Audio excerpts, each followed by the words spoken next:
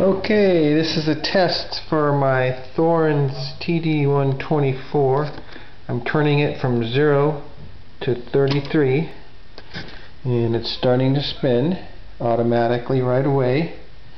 The light is on and it's turning. Mark 1 TD 124 Thorens turntable. Okay.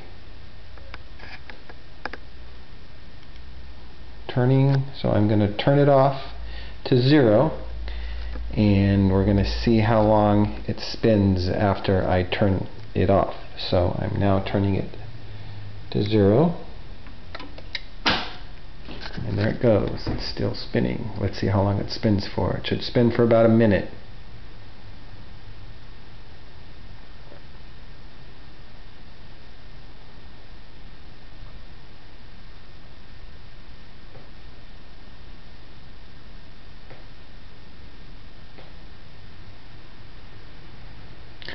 Still spinning.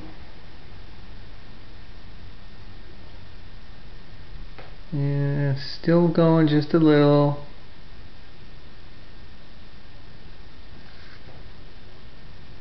And it's stopping now. Okay. On 0.